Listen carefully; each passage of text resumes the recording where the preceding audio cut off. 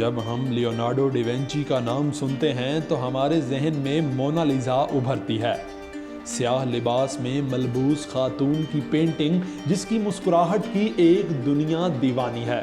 لیکن مونا لیزا کا خالق ڈا وینچی ایک ایسی بلند قامت شخصیت ہے جسے صرف اس ایک فن پارے میں قید کرنا ناانصافی ہوگی۔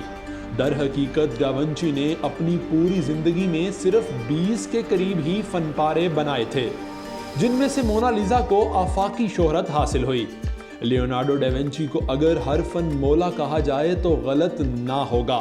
وہ صرف ایک مصور ہی نہیں بلکہ مجسمہ ساز، انجینئر، سائنسدان، ریاضی دان، ماہر فلکیات اور ماہر طب بھی تھے۔ آج ہماری زندگی میں موجود بہت سی اشیاء ڈا وینچی کی ایجاد کردہ ہیں، جس نے 5 صدیاں قبل اس کا ابتدائی خاکہ پیش کیا تھا۔ ناظرین، دنیا کا پہلا روبوٹ ڈا وینچی نے بنایا۔ دنیا کی پہلی گاڑی کی ابتدائی شکل بھی لیونارڈو ڈا وینچی نے ہی پیش کی۔ انہوں نے بتایا کہ آسمان کا رنگ نیلا کیوں ہوتا ہے، اور اس کے علاوہ بے شمار ایجادات کا موجد بھی لیونارڈو ڈا وینچی کو ہی قرار دیا جاتا ہے۔ ناظرین، اگر آپ یہ جاننا چاہتے ہیں کہ لیونارڈو ڈا وینچی کون تھے، ان کی زندگی کے حالات و واقعات کیا تھے اور ان کی موت کیسے واقع ہوئی، تو ہماری یہ ویڈیو آخر تک دیکھیے گا۔ لیکن اس سے پہلے اگر آپ نے ابھی تک ہمارے چینل کو سبسکرائب نہیں کیا تو ابھی سبسکرائب کر لیں اور بیل آئیکن کو بھی لازمی پریس کر دیں۔ ڈا وینچی 15 اپریل 1452 عیسوی کو رات کے تیسرے پہر وینچی کے پہاڑی علاقے میں پیدا ہوئے۔ یہ ایک رئیس مصدق پیرو فرسکینو اور ایک کسان عورت کیترینا کے غیر ازدواجی رشتے سے پیدا ہوئے۔ چونکہ یہ ایک ناجائز اولاد تھے تو ان کو اپنے والد کا نام نہیں دیا گیا، اور اسی لیے تاریخ دان انہیں ڈا وینچی یعنی وینچی سے آنے والے کے نام سے پکارتی ہے۔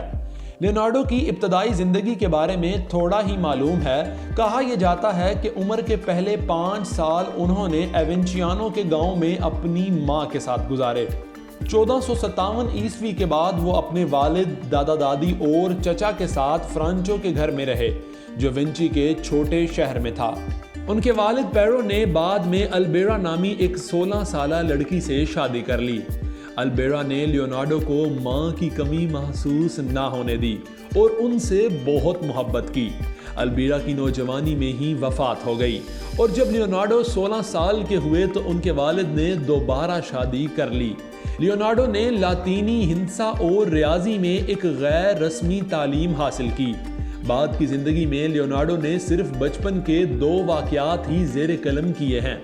ایک وہ جس میں انہوں نے شگن کی مانند پتنگ کو آسمان سے گرتے دیکھا، جس کی پونچھ ان کے چہرے کو چھوتی گزر گئی، اور دوسرا واقعہ تب پیش آیا جب انہیں پہاڑوں میں ایک غار ملی، جس کو دیکھ کر انہیں تجسس بڑھا اور ڈر بھی لگا۔ ناظرین، لیونارڈو کی ابتدائی زندگی کے بارے میں تاریخ میں بہت کم معلومات موجود ہے۔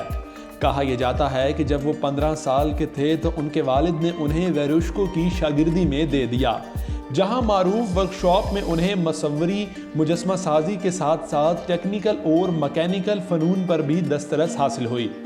انہیں ابتدائی زندگی میں لاطینی سے شغف نہیں رہا، تاہم جب وہ 30 برس کے ہوئے تو انہیں کلاسیکل لاطینی، ایڈوانس جیومیٹری اور آرتھمیٹک میں انتہائی انہماک سے مطالعہ کر کے مصوری کی دنیا میں بلندیوں کو چھو لیا۔ 1472 عیسوی کو وہ فلورنس کی پینٹرز گلڈ میں قبول کیے گئے۔ لیونارڈو 1482 عیسوی میں ڈیوک کی زیر نگرانی کام کرنے کے لیے میلان چلے گئے، جہاں وہ 17 برس تک کام کرتے رہے۔ وہاں انہوں نے ڈیوک کے مصور و انجینئر کا خطاب پایا۔ میلان میں وہ مصوری و مجسمہ سازی کے کمالات کے علاوہ تعمیر سازی، کلا بندی اور فوجی اموار میں تکنیکی مشیر بھی رہے۔ 1499 عیسوی میں دوسری اطالوی جنگ کے آغاز پر جب میلان میں فرانس نے قبضہ کرنا شروع کیا تو لیونارڈو نے اپنے دوست کے ساتھ وہ شہر چھوڑ دیا۔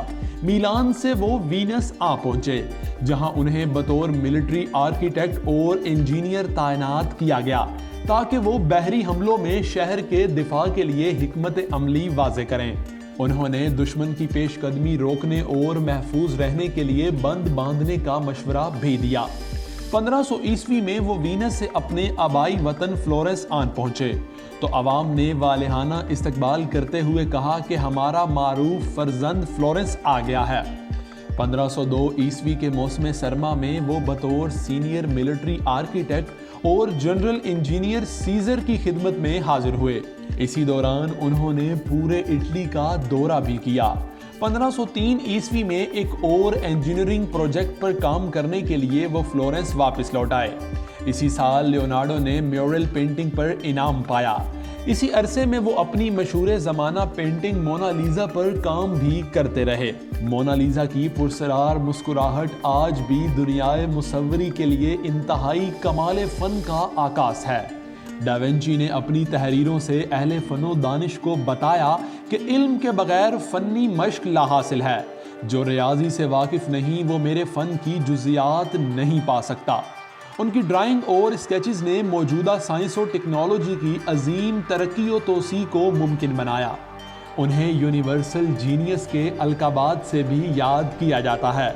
وہ عالمی حکومت کے وکیل تھے جن کے لیے علم و دانش انسانیت کی میراث تھی۔ وہ کٹر مذہبی ماحول میں آزاد جسم و روح کے مالک تھے، جس کی تصاویر اور نوٹ بکس نے انسان کو فرشتہ صفت ہونے کا درس دیتے ہوئے کہا کہ فطرت کی سرشت میں نیکی ہے۔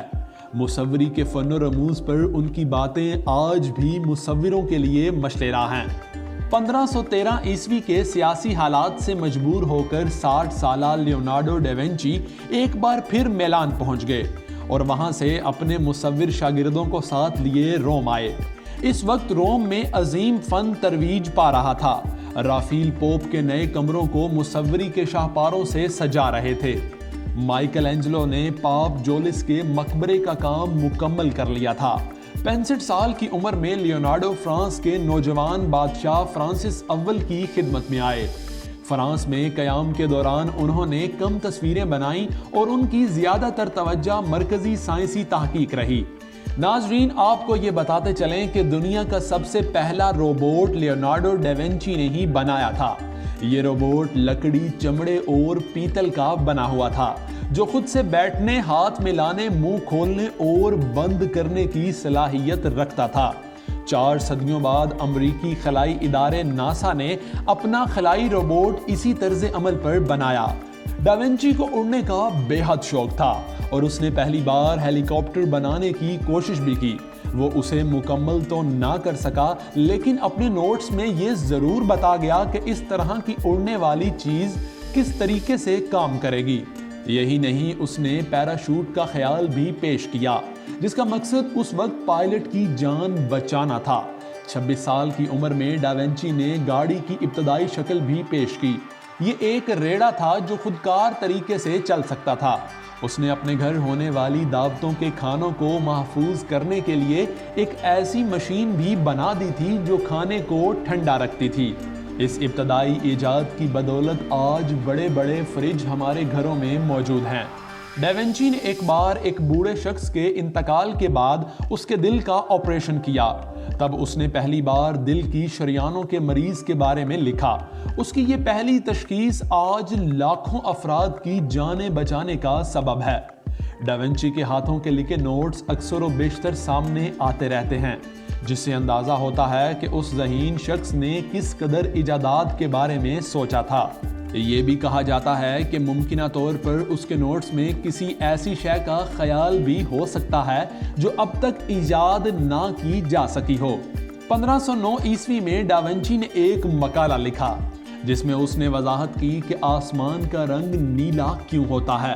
ڈاونچی نے لکھا تھا کہ ہماری فضا کے سفید رنگ اور خلا کے سیاہ رنگ سے جب سورج کی روشنی گزرتی ہے تو وہ اس کو منعکس کر کے آسمان کو نیلا رنگ دے دیتی ہے۔ اپنی زندگی کے آخری سال انہوں نے فرانس میں اپنے اس گھر میں گزارے جو انہیں فرانسس اول نے پیش کیا تھا۔ بالآخر لیونارڈو ڈاونچی 2 مئی 1519 عیسوی کو اپنے خالق حقیقی سے جا ملے۔ ناظرین، بلا شبہ لیونارڈو ڈاونچی جیسی شخصیات صدیوں بعد ہی پیدا ہوتی ہیں۔ لیونارڈو ڈاونچی کی حیرت انگیز زندگی کے بارے میں جان کر آپ نے کیا سیکھا؟ کمنٹ سیکشن میں ہمیں بتانا مت بھولیے گا۔